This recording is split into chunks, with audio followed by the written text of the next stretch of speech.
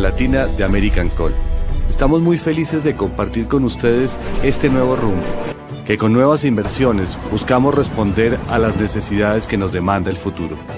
En el proceso nos hemos dado cuenta de innumerables beneficios que surgen de manera espontánea y hemos comprendido la importancia que tienen estas nuevas herramientas tecnológicas. Lo mejor de todo, con la misma calidad de consultores, especializados y certificados, permitiéndonos obtener mejores resultados en periodos más cortos de tiempo, porque queremos empresas rentables y personas felices.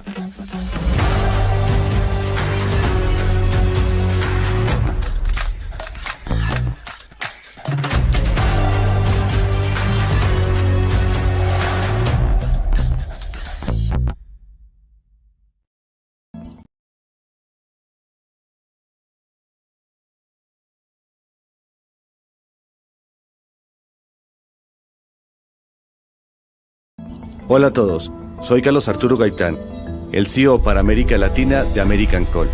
Estamos muy felices de compartir con ustedes este nuevo rumbo, que con nuevas inversiones buscamos responder a las necesidades que nos demanda el futuro.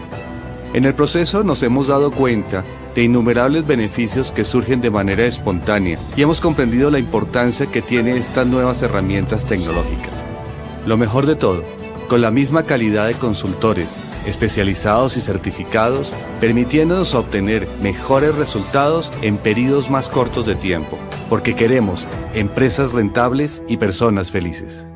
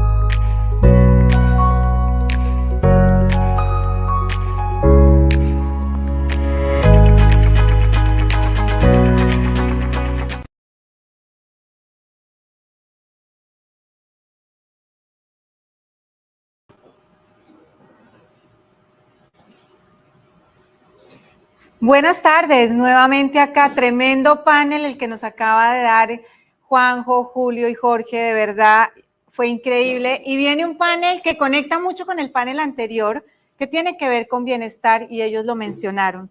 Culturas y prácticas de bienestar en la organización y la sociedad. No podemos transformar la cultura, como ya lo dijeron, si no hay bienestar. Tengo el gusto de presentarles a nuestra moderadora de hoy, Paula Dinaro. Es una destacada mentora, life coach y awakening coach especializada en el despertar espiritual, con más de 15 años dedicados al estudio de la metafísica y la programación neurolingüística. Es certificada en sanación cuántica, máster en hipnosis clínica y maestra de oración afirmativa y meditación. Coautora de 3 libros, Paula es una oradora internacional reconocida y experta en felicidad personal. Tenemos conectado a Luis Gallardo, es el fundador del World Happiness Foundation y autor de libros sobre felicidad y bienestar. Luis lidera el programa ejecutivo de felicidad global en la Universidad para la Paz de las Naciones Unidas, contribuyendo al entendimiento y práctica de la felicidad en el ámbito global. Tenemos a José Luis Valderrama, bienvenido José, con una trayectoria de más de 38 años en marketing y publicidad. Ha sido vicepresidente de ventas y marketing en Panamericana TV, socio fundador de Hispanic Group y presidente de TUMI US y FEPADI. Fue honrado con la Orden del Mérito en 2011, reconociendo su contribución en el campo del marketing. Bienvenido, José. Tenemos a Diana Medina, que también va a estar conectada desde Bogotá, profesional en Gobierno y Relaciones Internacionales, especializada en opinión pública y mercadeo político y magíster en comunicación política e institucional. Actualmente es directora general de seguimiento y estrategia en asuntos públicos y comunicaciones, con 14 años de experiencia en consultoría en diversos sectores. Diana es una experta en comunicación política, conferencista internacional, docente e investigadora académica en varias universidades. Gracias, los dejo con esta moderadora de lujo y por favor disfruten mucho este panel al igual que el anterior. Gracias, Jimé, gracias a todos por estar aquí y por la oportunidad de participar una vez más en este maravilloso congreso y tan necesario este tipo de conversaciones hoy en día. Y creo que la pregunta que me viene, la primera pregunta es, ¿qué es lo que abarca el concepto de bienestar organizacional? ¿Quién quiere comenzar? ¿Quién tenemos? Tenemos a Luis. Vamos a comenzar contigo, Luis, que estás aquí conmigo. Bueno, mira, lo más básico y elemental en una compañía es el ambiente cotidiano, el hecho de que es lo que hace la diferencia entre levantarte todos los días con agrado para ir a trabajar y sentir de que realmente el trabajar es una tortura. Entonces, al principio empieza por eso, ¿no? Pero también empieza por los talentos, las capacidades, tus propias aspiraciones.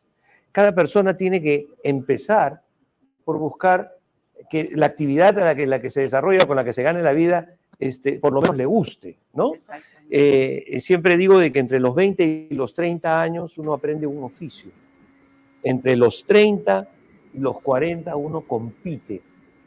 Entre los 40 y los 50 tú ya estás más o menos disfrutando de qué tan alto de la colina subiste, el tamaño de tu oficina, te traen café o no te traen café, tienes una ventana o no tienes una ventana, cosas tan tontas como esas. Pero luego, a partir de los 50 años, yo creo que ya no tiene uno profesionalmente muchas ganas de competir, sino más bien lo único que le queda es enseñar lo que en estos años medianamente ha aprendido y dejar escuela. Pero lo cierto es de que el bienestar dentro de las... empieza por el contratar a las personas que tú sientas que realmente en el trabajo que tú le ofreces van a sentirse realizados, felices, son aptos y van a ser felices de trabajar. Yo creo que ese es el punto uno para cualquier empleador, ¿no? Me trajiste a memoria el capítulo que escribí en el libro de felicidad personal, que es gracias a Dios es lunes, ¿no? Para romper ese paradigma de ir a trabajar es una tortura. Bienvenidos, ahora sí, Luis y Diana, gracias por estar aquí con nosotros.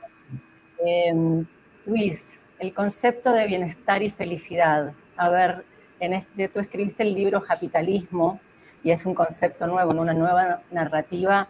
¿Qué es lo que abarca todo este concepto de felicidad personal y de bienestar? Pues sí, la verdad que es un concepto amplio, pero que al final tenemos que estructurar para poder entenderlo por un lado y para poder intervenir en ello. Algo que sabemos desde el punto de vista corporativo, por un lado, es que si no se mide es difícil tomar acciones. Entonces, algo importante que nosotros hemos definido, tanto bienestar como felicidad, es a la hora de poder tomar decisiones de cómo mejorar. El bienestar, por ejemplo, lo definimos como un estado general de satisfacción en diferentes aspectos de la vida. Puede ser la salud física, la mental, emocional, las relaciones personales, el trabajo o el entorno social. Entonces, el bienestar implica sentirse bien en todas esas áreas y tener una calidad de vida satisfactoria. Por otro lado, la felicidad es un estado emocional positivo y subjetivo de bienestar y satisfacción. Es una sensación de alegría, de plenitud y de contentamiento en un momento específico. La felicidad puede ser el resultado de expectativas y experiencias positivas, logros personales y relaciones gratificantes. Así que, bueno, en resumen, el bienestar es un estado general de satisfacción y equilibrio en la vida, mientras que la felicidad es una emoción positiva y subjetiva que experimentamos en momentos específicos. El bienestar puede contribuir a la felicidad y la felicidad en sí misma es un poquito más transitoria y depende de diferentes factores y circunstancias. Es como el huevo y la gallina, por algún sitio hay que empezar. Y nosotros recomendamos que se hable de las dos de forma interconectada. Y capitalismo, que es el sistema que recomendamos para evolucionar en sociedad y que podemos florecer en plenitud, es un sistema, es filosofía, es la filosofía de la felicidad. Y dentro de esa filosofía, lo que animamos a las personas es a poner el foco en lo que es importante. Si lo importante es ser felicidad o ser felices, que midamos y tomamos acciones con respecto a si las cosas nos hacen felices o no nos hacen felices, a nivel individual o a nivel colectivo. Gracias. Diana, ¿cuál crees que es Diana, tú que te dedicas un poco más a lo que es la comunicación política y estás dentro de ese rubro, ¿cuál crees que es el rol de las políticas gubernamentales en lo que es el bienestar para la sociedad y para las organizaciones? Bueno, primero que todo quiero darles un saludo muy especial a ti, Paula, a José Luis, a Luis y a todas las personas que hoy nos están viendo en los diferentes países. También agradecer a American Call por la oportunidad de estar hoy con ustedes compartiendo.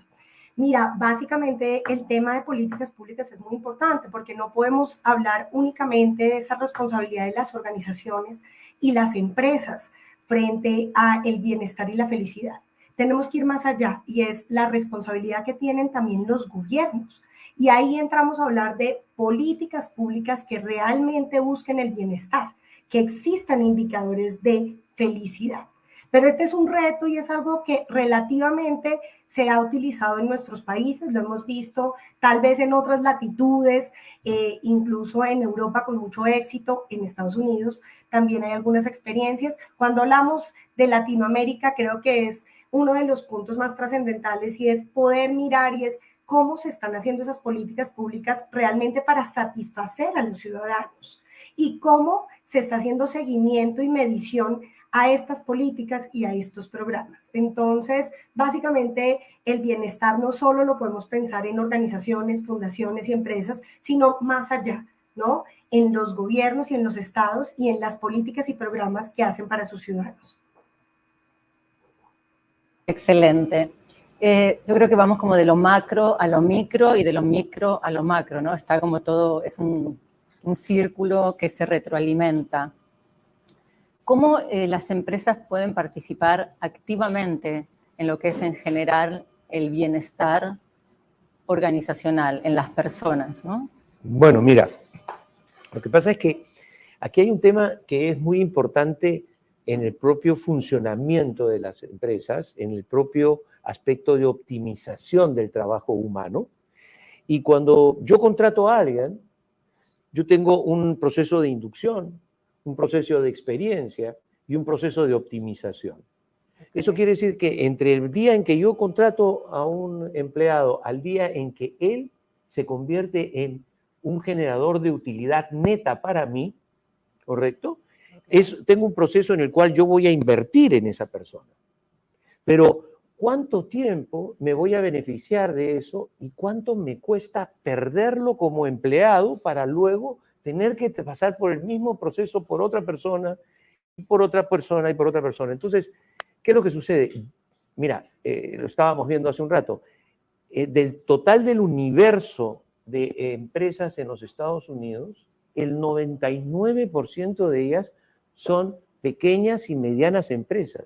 Mira la millonada de puestos de empleo que generan estos emprendimientos por todos lados que existen. Mira un warehouse al costado del otro, en el Doral, donde vayas, bodegas, los pequeños malls, y gente trabajando ahí y todo lo demás. Entonces, cuando un pequeño empleador no tiene un empleado, no abre la tienda. O sea, imagínate a nivel horizontal cuánto agradecimiento debe haber de parte de cada persona por el trabajo que brinda, cuánta colaboración, cuánta confianza comienzas tú a generar con tu nuevo empleado, cuán importante eres tú porque él mantiene con ese trabajo a su familia. Entonces hay una relación y hay un vínculo, sobre todo en la pequeña y la mediana empresa, que es lo que hace sólido el proceso horizontal del empleo. Por eso es que hay estaciones de gasolina vendiendo gasolina, supermercados entonces es una parte muy importante de la organización. Particularmente en los Estados Unidos, si nosotros revisamos además cuáles son las características del hispano como perfil emigrante de primera generación y luego de segunda generación, ya él, con digamos, sueño americano, entre comillas, ya tiene una actitud muy positiva que puede permitir generar él, ser primer actor para generar este bienestar generando confianza, más esfuerzo, quedándome hasta más tarde, limpiando más profundo, cocinando más rico. O sea, hay mil formas. Y esto es lo maravilloso y lo mágico de la relación humana. Y ahí es donde vas a ver que los negocios van a ser de repente no más grandes ni más, pero van a ser más prósperos en la medida en la que la calidad de trabajo, porque la calidad de trabajo inmediatamente se refleja en servicio al cliente, en felicidad, o sea, comienzas a brillar y de eso se trata. Y ahí es una buena parte del éxito. El 99, mucha gente dice que como yo no tuve la gran idea de crear Facebook. Antes de crear Facebook había MySpace y otro más. El problema no es tener una buena idea, sino tener una gran ejecución. Y el éxito está en la ejecución. Y la ejecución está hecha por los seres humanos. Y los seres humanos somos los que tenemos que crear eso. Cambiando las culturas, ¿no? Está toda esta nueva tendencia que es cambiar la cultura de felicidad personal en el trabajo. Luis, ¿cómo se comienza a traer este concepto de cambiar la cultura en empresas que, o sea, no tienen ni idea de lo que significa el bienestar? ¿Cómo comenzamos a traer este nuevo concepto de bienestar para cambiar la cultura de las empresas? Bueno, es una muy buena pregunta. Hoy justo estoy en Colombia y he estado trabajando con un grupo de empresarios en los que cuando pensamos que la gente no sabe lo que es el bienestar y la felicidad, yo creo que estamos un poco equivocados. Todo el mundo lo sabemos. ¿Quién no tiene hijos? ¿Quién no sabe lo que es pasárselo bien en el trabajo, disfrutar de las cosas, ¿no? Entonces yo creo que tenemos que partir de la base de que todos sabemos qué es la felicidad y todos sabemos lo que es el bienestar. Lo que no se sabe muy bien es cómo trabajar con ello de una forma estratégica. Y cómo hacerlo parte fundamental de la estrategia de negocio de una empresa. Entonces, por eso es lo que es muy importante es dar datos y dar herramientas para que los empresarios puedan hacer algo con esa información. Entonces, hoy, por ejemplo, hablábamos de cuáles son los 5 factores fundamentales para que la gente esté feliz en el trabajo. Y claro, la gente no sabía exactamente cuáles eran, pero una vez que lo sabes, puedes ejecutar. Entonces, ¿cuáles son los 5 factores después de haber entrevistado a millones de personas? El primero es tener un sueldo que te dé para vivir. Y esto parece mentira, pero no lo es. Hay mucha gente que trabaja y no le da como para pagar sus necesidades básicas. Si eso es así, el nivel de estrés al que se ve sometida ese tipo de personas es muy grande.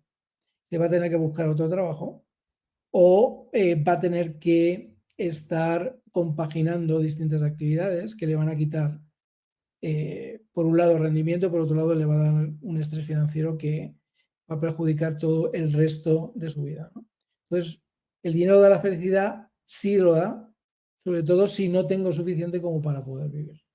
Entonces, esto es importante porque desde el punto de vista de la empresa, lo mínimo que puedes hacer es pagar de una forma adecuada a tu gente. El segundo elemento, una vez que eso está cubierto, es el aprecio. Sentirse apreciado. Que la gente se sienta reconocida y vista por lo que es y por lo que hace. En el momento que tú aprecias a los demás, creas toda una cadena de reconocimientos y de sentirse que uno aporta valor. Una vez que están cubiertos estos 2 elementos, directamente saltamos a elementos muy intangibles. Como uno de ellos, el primordial, es la energía. Si el trabajo que yo hago crea energía. Si cuando vengo de trabajar me voy a mi casa con el tanque lleno de energía o vacío. Eso es muy fácil. ¿Cómo llego a casa? ¿Llego cansado o llego motivado? Ese es el termómetro que hay que preguntarse. Porque si llego a casa derrotado y desmotivado, el trabajo que tengo que me está quitando una energía, no me la está dando. Y los trabajos deberían darnos energía, porque eso está relacionado con el cuarto elemento, que es el sentido. ¿Tiene sentido el trabajo que hago? ¿Tiene sentido para mí? ¿Y tiene sentido para la sociedad? El otro día aquí en Colombia me entrevistaban y me decían que estaban teniendo problemas con el sector automovilístico. Y me preguntaban qué hacían. Y yo le pregunté, bueno, pero ¿cuántos más coches necesitamos? Llega un momento que tenemos de todo ya triplicado, cuantuplicado, de todo hay tanto que llega un momento que las empresas tienen que desaparecer porque ya no son necesarias. Y entonces, si a ti te toca estar en una empresa de automóviles a la que no se venden los coches, pues lo vas a sufrir. Pero esto es muy importante porque ¿cuál es el sentido de una empresa de automóviles? Si el sentido de una empresa de automóviles es crear automóviles para venderlos y ya está, pues seguramente tarde o temprano desaparecerá. Entonces, el sentido es muy importante, tener sentido para uno mismo y para los demás. Y luego el elemento primordial dentro de estoy bien pagado, estoy apreciado, tiene sentido lo que hago, hay energía en el trabajo que hago, es la pertenencia. Sentir que pertenezco. Sentir que hay una base segura, una base psicológica, a crecer y evolucionar. Fíjate que 5 elementos se pueden medir. Si tú cuando le hablas a un director general, como bien le hablaba a YPO, a todo el comité de dirección, y les cuentas eso, no dudan ni un minuto que es importante. Porque es importante para su gente, pero es importante para ellos mismos. Así que yo creo que lo que tenemos que hacer es dar muchos más datos más concretos y ayudar a la gente a ejecutarlos. También en políticas públicas, como decía Diana, nos sentamos con alcaldes y les organizamos la ciudad entera alrededor de crear ciudades de felicidad. O nos sentamos en colegios y creamos escuelas de felicidad. Entonces, ahora mismo, cuando centramos la felicidad y el bienestar desde un punto de vista estratégico, la gente lo entiende perfectamente. Lo que hay que hacer es darles luego herramienta y recursos para poder ejecutarlos de una forma lo más efectiva posible. Gracias. Yo justamente ayer estaba pensando en eso, en el consumismo y en que quizá en algún momento hay que parar de producir, ¿no? Pero ¿cómo le decís a una empresa que pare de producir? Es un tema para otro congreso, ¿no? Completo, otra discusión, pero se me vino ayer justamente ese tema a la cabeza. Diana, tú que estás, como decimos, más en el ambiente político, ¿cuál crees que es el desafío más grande para poder medir la felicidad o el bienestar dentro del ambiente político y organizacional? Bueno, ese sí que es un gran reto. Lo primero que recomendaría es incluir indicadores de la felicidad dentro de las políticas públicas. Y cuando entramos a evaluar y a revisar este concepto, podemos decir que hay 3 puntos fundamentales. La satisfacción de las necesidades básicas, y este es un punto muy trascendental, y es, depende de donde estés implementando esa política pública, ¿sí? ¿Cuáles son las condiciones y qué está sucediendo? ¿Cuál es la sociedad? ¿Cuál es la realidad? Un segundo punto, el desarrollo de la resiliencia de los miembros de la sociedad para que enfrenten situaciones adversas. Y el tercero es el desarrollo de factores positivos que aumenten la felicidad a largo plazo. Acá la gran pregunta es, ¿qué posibilidades tengo en países con problemas económicos realmente hablar que estos 3 indicadores o estos 3 pasos los puede incluir y puede evaluarlos dentro de la política pública? Si en muchos de nuestros países, especialmente hablando de Latinoamérica, encontramos que ni siquiera hay satisfacción porque no se logra satisfacer las necesidades básicas de la población. Entonces, acá encuentras una diferencia entre aquellos países un poco más prósperos y otros que no, y realmente la revisión y el seguimiento a esta implementación de política pública desde los diferentes gobiernos. Y es, oiga, no solo queremos con la política pública lograr determinado objetivo, sino poder medir y ayudar a que las personas estén mucho más satisfechas. Recuerdo yo acá en Colombia, y es, en muchas ocasiones nos han dicho que hemos ganado como uno de los países más felices. Cuando tú entras a mirar y entras a revisar y dices, ¿por qué esa felicidad? Y es por el número de fiestas que tenemos en el país. Entonces, eso realmente no está midiendo la felicidad. El número de fiestas o de ocasiones que tengamos, sino más allá, qué tan satisfechos estamos como sociedad, ¿no? Y qué están haciendo nuestros gobernantes para mejorar esos niveles de satisfacción. Cuando una política pública es eficiente, cuando me llega, cuando realmente puedo acceder a ella. Y ahí viene un punto que deberían tener en cuenta los gobernantes, y es, no es el número de políticas públicas, sino a cuántas políticas realmente estamos pudiendo acceder, cómo están segmentando la población, ¿les está llegando a la población indicada? ¿Son ellos quienes deberían o tienen la oportunidad de acceder? ¿Para quiénes va esa política pública? Y evidentemente, como lo he dicho, la evaluación y la medición. Y eso, lamentablemente, no lo tenemos en muchos de nuestros países. Se hace la política, pero no se mide después el resultado. Y si realmente la gente pudo ser parte de esa política o acceder a ella. Y ahí viene otro factor muy importante, la comunicación. Entonces, quien no comunica, pues no existe. Entonces, sí pueden haber políticas, sí pueden haber programas, pero si realmente como población no podemos acceder a ellas, pues va a ser muy difícil, porque no tenemos la forma de enterarnos, no tenemos la forma de llegar a este tipo de programas.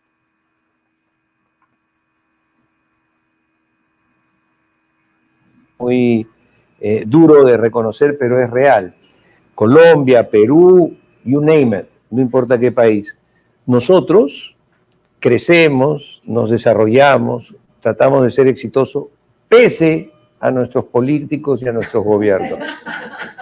Entonces, la felicidad, la actitud, la estrategia del sector privado ha hecho más allá, nos ha ayudado muchísimo más allá. Y siempre les digo y repito mucho esto, en Hispanic Group nosotros nos dedicamos a estudiar el proceso de aculturización y asimilación de los hispanos, la primera generación, la segunda generación. Pero lo más importante de los hispanos que llegamos a los Estados Unidos, de que somos los culpables de que este país haya superado la crisis del 2008, porque pese a que todo se caía, los hispanos seguíamos creciendo. O sea, un ingeniero eléctrico estaba de electricista haciendo instalaciones, un médico de enfermero.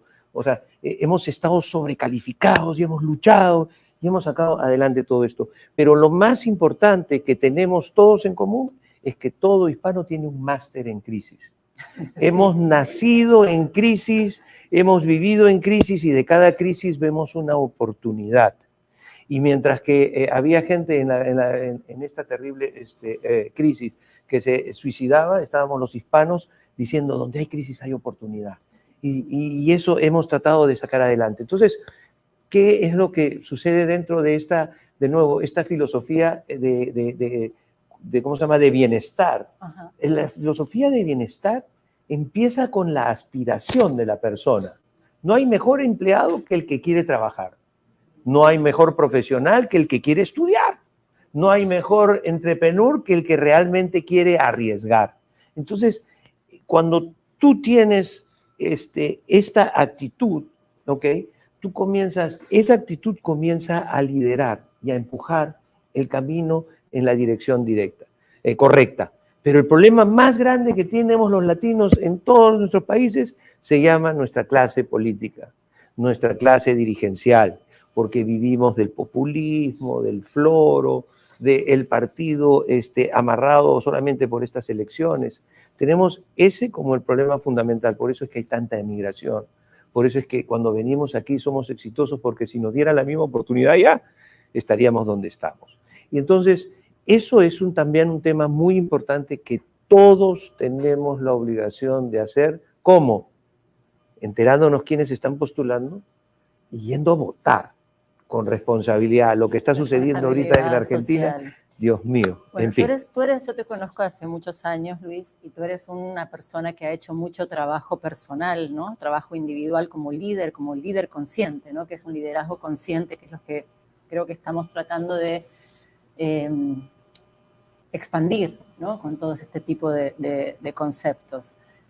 ¿Qué tan importante es que tanto tú como dueño de la empresa y jefe y tus colaboradores tengan ese trabajo personal o acceso a las herramientas que se necesitan para ser un líder consciente? Mira, yo pertenezco a una asociación que se llama el TUMI USA Award. En el año 2002 recibí yo este trofeo que es el reconocimiento al éxito de parte de la comunidad peruana. Hoy yo soy presidente con mucha humildad y con mucho orgullo de este lugar, donde hemos logrado premiar más de 800 historias de éxito, y dentro de ellas estudiantes de origen peruano, ¿ya? El otro día hicimos en los casi 30 años se deben de haber premiado a unos probablemente 80 estudiantes. De esos 80 estudiantes ya tenemos 6 PhD, o sea, doctorado, cuando nosotros en el primer año de facultad los premiamos, en el primer año de universidad, porque tenían un GPA muy grande, porque eran gente inteligente. Tenemos una serie de historias de éxito y de emprendimiento que es maravilloso. Y en realidad, ¿qué es lo que sucede? Tú agarras cualquiera de esas historias y ves a esa gente que está ahí, y para las compañías donde trabajan o donde ellos participan, ellos son el patrimonio más importante. Entonces, el desarrollo y el éxito personal es el que genera la verdadera orientación de la cultura de bienestar dentro de una compañía, porque nadie quiere perder. Bueno, hay momentos en los que tú dices, no, mira, este chico tiene para conquistar el mundo, qué bueno que estuviste aquí, gracias por tu aporte, ve y cómete el mundo, ¿no? Pero en realidad, y esto lo hablo por todas las miles de historias del TUMI y de todos los hispanos que he visto, aquí el emprendimiento, el deseo la actitud, la fe, la esperanza y también la caridad, 3 elementos además católicos, pero que valen mucho para el esfuerzo personal y el esfuerzo grupal del mundo.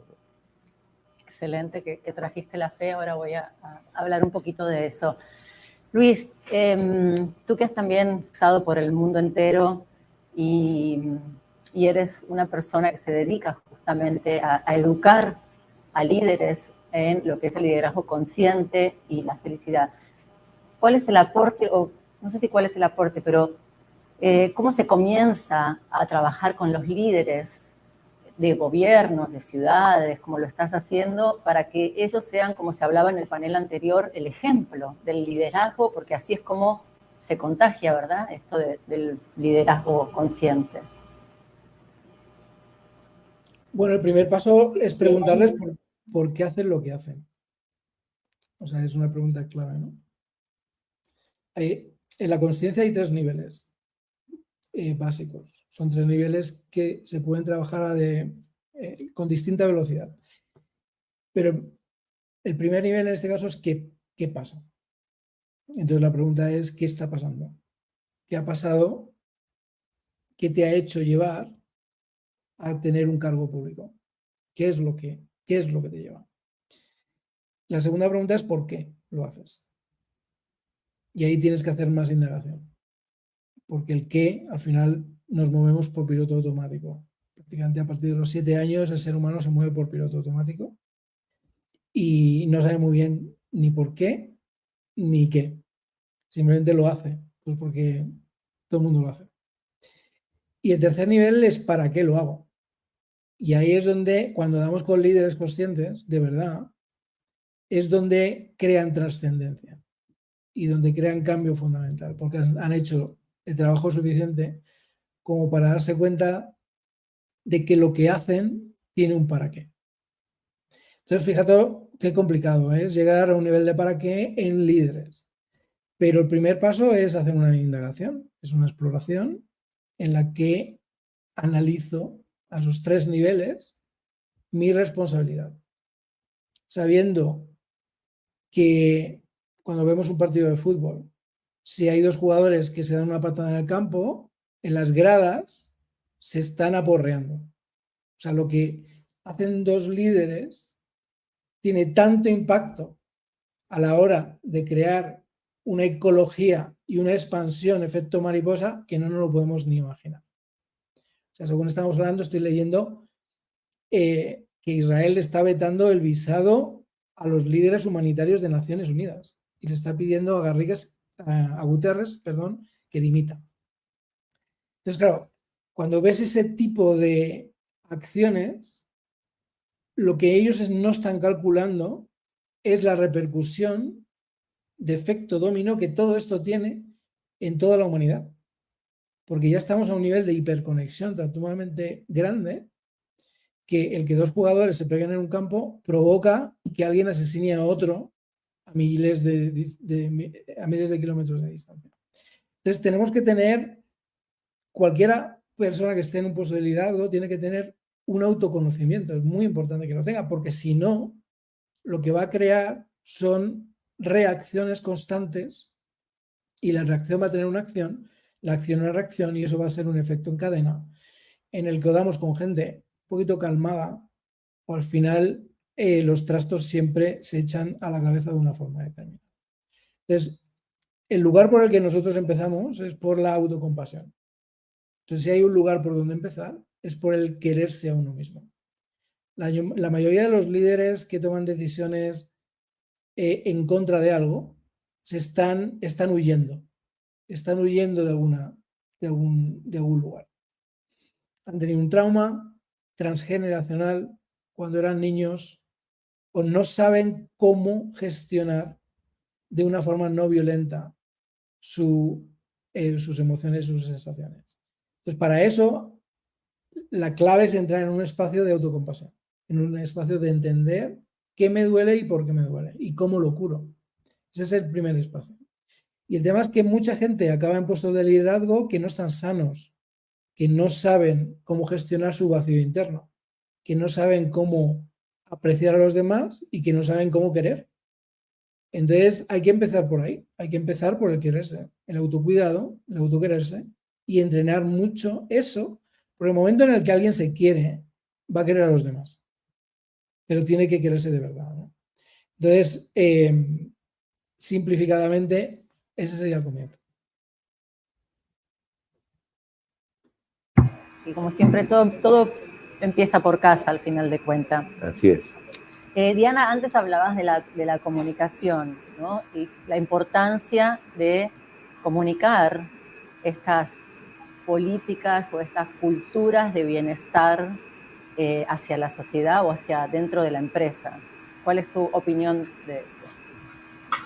Bueno, mira que la comunicación se vuelve en algo esencial, en un mecanismo que nos permite acercarnos a nuestros colaboradores y trabajadores cuando lo hablamos desde la organización, y te lo comento más, se los comento más desde mi rol en el emprendimiento y de cuando inicié mi propio negocio, en donde la comunicación nos permite tener canales sólidos y donde nos permite generar también cercanía, ¿sí? Aproximación a quienes trabajan o nos colaboran en nuestro negocio. Ahora, cuando hablamos de la comunicación en otro eje, que es la comunicación desde los gobiernos, se vuelve en algo fundamental, y acá viene un poco lo que es el marketing, pero el marketing de gobierno. Y me voy al marketing de gobierno porque muchas veces cuando pensamos en marketing creemos que es un poco frívolo o que está solo destinado a la venta, y cuando hablamos de gobierno realmente no es venta, es la búsqueda de satisfacción en el ciudadano a través de las políticas públicas o a través de los programas. Entonces, ahí viene un punto muy importante que tal vez los gobiernos no lo consideran o lo manejan es a través solo de propaganda y publicidad, que es un error, y es el poder comunicar y acercarse a sus ciudadanos, pero para saber cuáles son sus necesidades más profundas y para a través de programas poder llegar a satisfacer esas necesidades. Ese es el fin del marketing de gobierno, que es poco lo que vemos, porque lo que vemos normalmente en nuestros países es pura propaganda, y propaganda haciendo alusión a un candidato, a un gobernante, pero no entramos más allá de lo que ha hecho.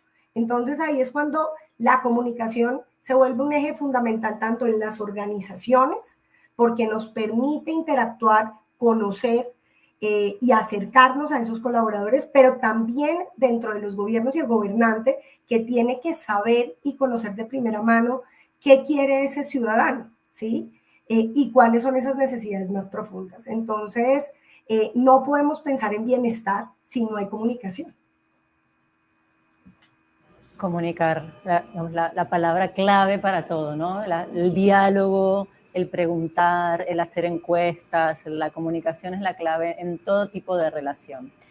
Ya nos quedan pocos minutos, así que vamos como cerrando un poco, pero ¿cuál es el papel de la educación en la construcción de culturas de bienestar en la organización? Bueno, mira, yo para eso en particular utilizaría un ejemplo muy importante dentro de la industria del turismo, ¿correcto? Okay.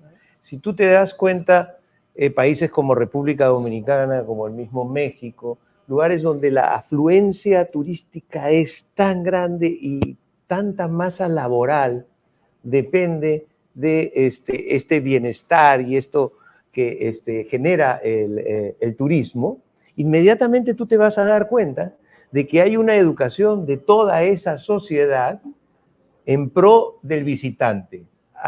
Todos utilicemos en la bodega, el taxista, el conductor, quien sea, todo lo demás. Entonces, para encontrar realmente este eje, este punto importante digamos, en la educación, digamos, del bienestar, pondría muy claramente cuál es el proceso para el caso, por ejemplo, político o estatal, cuál es el tema y cuáles son las estrategias de los ministerios de turismo de la mayoría de países, y vas a ver que hay una cultura al interior, y ahí es donde servicio. Yo creo que sería un buen ejemplo para poder como decir que existe. Al servicio del otro. Al servicio, y ¿cómo se llama? Seamos buenos anfitriones, nuestro país es elegido, y todos ellos, yo creo que ese es el ejemplo más claro que podríamos tener para este caso. Luis, para cerrar, que nos quedan un minutito, antes hablaste vos, José Luis, de la fe, pero quería tocarlo con Luis un poco, el tema de la espiritualidad, que parece una palabra que fuese prohibida dentro de las organizaciones y que es tan importante traerlo para tener una nueva cultura de ser de bienestar, de estar a salvo, de sentirnos bien, de tener compasión con nosotros mismos y con el otro. En pocos segundos, ¿cómo podemos introducir ese concepto de la espiritualidad dentro de las organizaciones? Bueno, esto es un poco lo que hablamos al principio de que las empresas no entienden el bienestar y la felicidad. Yo creo que lo entienden perfectamente, porque las empresas son personas. Entonces, si una persona es espiritual sabe que es espiritual. El tema que pasa con la religión y con la política es que son foco de muchos conflictos. Entonces, hay lugares en los que directamente se prohíbe hablar de religión o política, porque sabes que en el momento que entras no sabes salir. Entonces, al final lo que estamos creando son barreras sobre temas porque la gente no sabe gestionar sus emociones y pueden acabar pegándose. O sea, simplificando mucho, ¿no? La espiritualidad es una extensión de la religión. La espiritualidad no es religión, pero es parte de ello. Igual que la religión no es espiritualidad, pero es parte de ello. Entonces, por eso no se habla tanto, pues porque son temas conflictivos, porque la gente no sabe argumentar sin llegar a extremos. Pero una vez que estás hablando con gente calmada y con gente que sabe gestionar sus emociones, lo vemos en Estados Unidos. En Estados Unidos el 95% de la gente es religiosa. Y no solamente eso, en Estados Unidos se empiezan los eventos con dando gracias a Dios. O sea, imagínate hasta qué punto se hace público. Entonces yo creo que la razón es no saber gestionar, pero también los estudios que hacemos en Ciencia de la Felicidad y Bienestar sí que demuestran que la gente religiosa normalmente es más feliz. Entonces, ¿por qué? Pues porque alinean su sentido de vida con un sentido mayor. Cuando somos capaces de alinear nuestro sentido de vida con un sentido mayor que nosotros, nos da la posibilidad de alcanzar una mayor satisfacción, bienestar y felicidad. Así que lo que animo a la gente a que hable de este y de cualquier otro tema, pero de una forma calmada, de una forma crítica y sin atacar a los demás, porque todos tenemos razón de una forma o de otra, todos tenemos algo de razón. Lo que no tenemos nadie es toda la razón. Así que os animo a hablar de tabúes. Si no es en la empresa, pues te la tomas en el bar o en tu casa. Bueno, hemos llegado al final de este panel. Muchísimas gracias a todos por participar. Gracias, Jimena, por traer este tema a todo el Congreso de Líderes. Y siempre digo lo mismo, todo empieza por casa. Ser feliz depende de uno mismo, no depende de nadie más. Entonces tenemos que dejar de apuntar afuera y hacernos responsables de nuestra propia felicidad, de nuestro propio ser, de nuestro propio bienestar, para poder así después contagiarlo a los demás. Gracias por este espacio. Tremendo panel, les quiero decir. Y conecta con lo que nos hablaban anteriormente. Sin bienestar no hay cultura. Exacto. Así de simple. Para tener una cultura de crecimiento sostenible tiene que haber bienestar. Y bienestar significa estar bien contigo mismo para poder estar bien con los demás. Y cómo los líderes promovemos eso es el reto que tenemos en las organizaciones. Luis, yo quiero que nos invites a todos a tu congreso en marzo el año entrante y espero verte en Bogotá mañana y lo mismo Diana, si pueden ir a Miandinos, allá los esperamos. Cuéntanos del Summit en marzo. Sí, claro, estáis todos invitados al Festival Mundial de la Felicidad, lo llevamos haciendo ya más de 8 o 9 años. Acordaros que existe un día oficial en la Agenda de Naciones Unidas, que es el 20 de marzo, Día Internacional de la Felicidad, en el que se celebra la felicidad como un derecho humano. O sea, ya no es decir, quiero ser feliz, es por favor, no me hagas infeliz. Por favor, no me hagas infeliz. Por favor, no crees políticas públicas que me hagan infeliz. Por favor, no me trates mal. Hemos identificado 30 tipos de violencia diferentes. La más agresiva y la más dura es matar. ¿Sabéis cuál es la violencia que empieza en la escala? Y la asumimos como que fuera normal. La burla. La burla es el nivel con el que empiezan todas las violencias. Fijaros, y hay 30 tipos diferentes. Entonces lo que os animamos a que vengáis al Festival Mundial de la Felicidad en Miami del 22 al 24, donde celebramos la felicidad como un derecho humano y damos muchísimas herramientas para que la gente que no sabe cómo activar la felicidad no tenga excusas para hacerlo y para crear comunidades en las que todos podamos crecer. No sé si podría terminar con una idea de todo esto y es, sobre todo en el espacio tan importante que estamos con líderes, con emprendedores, en donde no podemos olvidar y dejar la felicidad en dos ejes y el bienestar dos ejes aparte, ¿no? Lo empresarial y lo público o gubernamental. Creo que el éxito el éxito de poder crear estas políticas y estos programas y que perduren en el tiempo es la articulación entre las empresas y los gobiernos, los proyectos en conjunto, el trabajo entre estos dos espacios que muchas veces están alejados, en donde no existen puentes, pero en donde muchas veces desde nuestras empresas podemos hacer voluntariado, desde la responsabilidad social corporativa estamos también ayudando y generando bienestar a las comunidades. Entonces es esa articulación y no olvidarnos que no podemos pensarlo en dos ejes separados, sino en conjunto, que esto a veces no es fácil dependiendo de los distintos países o los gobiernos locales o los municipios, lugares donde ustedes se encuentren, pero es muy importante generar puentes y articulación para que realmente este trabajo de bienestar tenga impacto, no solo en nuestras organizaciones, sino también en un trabajo con los demás, con la comunidad. Con una conferencia que tuvimos ayer con un experto, Juan Vera, que ha sido articulador de lo posible con gobierno y empresas.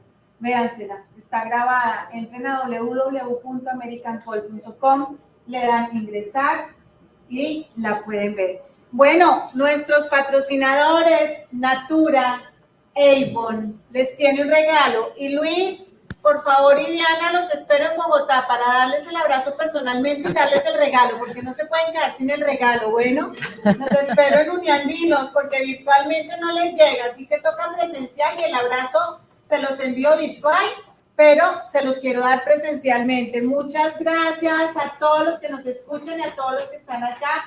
Un fuerte aplauso aquí para Paula. Gracias.